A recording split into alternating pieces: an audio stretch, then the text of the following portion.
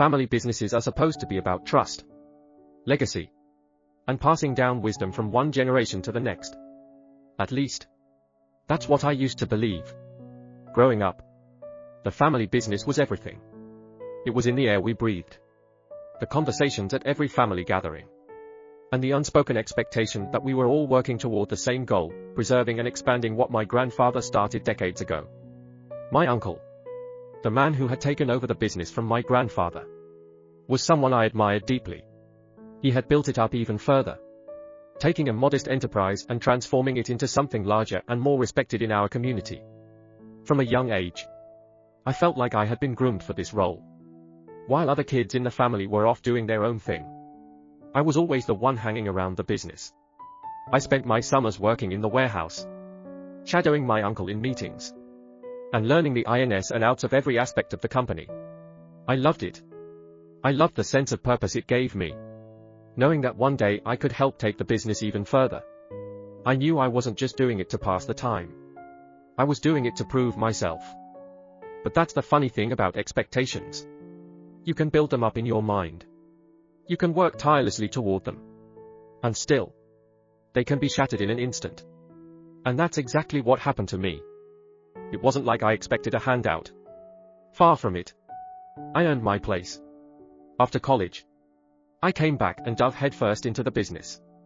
I worked my way up through every department, starting at the bottom and never asking for special treatment just because I was family. I learned every facet of the company, from operations to sales to finance. I thought that if I showed my uncle that I could handle it, if I demonstrated my competence and dedication, he'd see me as the logical choice when it came time to bring someone on as a partner. But when the day finally came, the decision was made.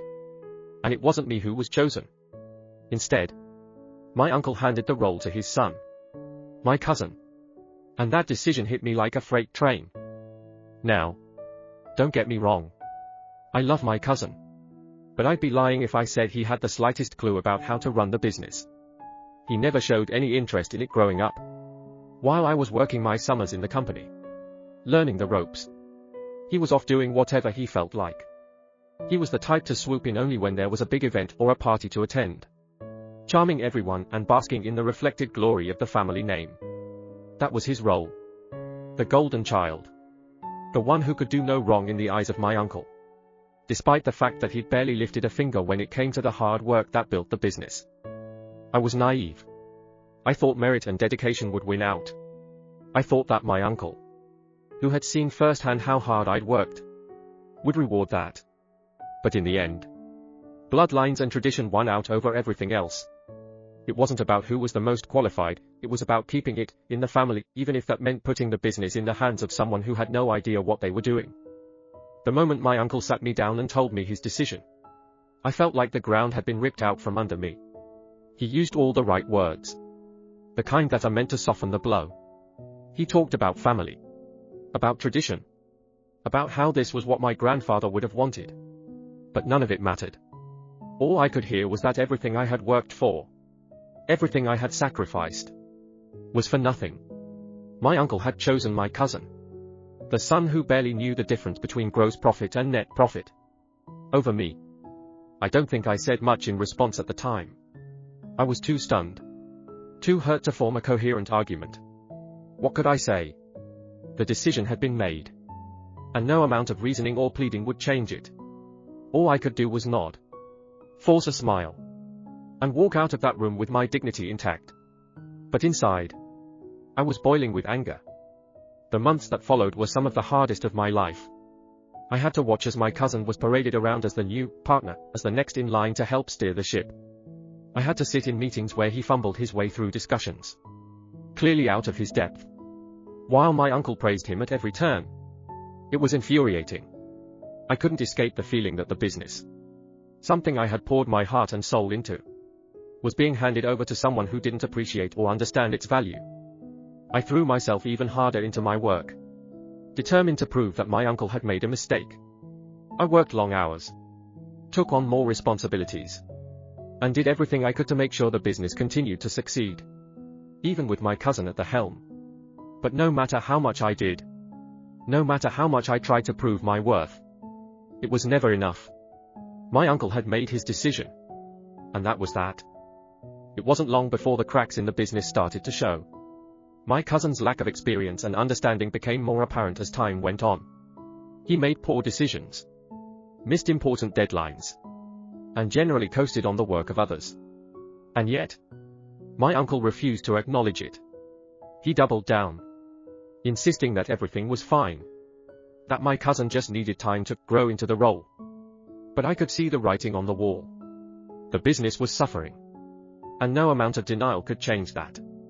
Our once loyal clients started to waver, sensing the instability that was creeping in.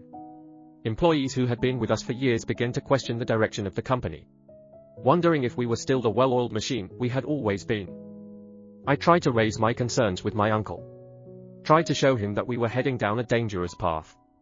But he wouldn't hear it. To him, I was just being overly critical, unwilling to give my cousin a fair shot. It didn't matter that I had been right every step of the way. He had made his choice. And in his eyes, to admit that it was a mistake would be to admit failure. And my uncle was not the type to admit failure. Eventually, I had to make a decision of my own. As much as I loved the business, as much as I had dedicated my life to it, I couldn't stay in a place where my work wasn't valued. It wasn't easy, walking away from something that had been such a huge part of my identity. But I realized that staying would only make me more bitter, more resentful, and I didn't want to become that person. So, I left. I found a new job in the same industry, working for a company that actually valued my expertise and experience. It wasn't the family business, but it gave me a sense of purpose again, a chance to build something of my own.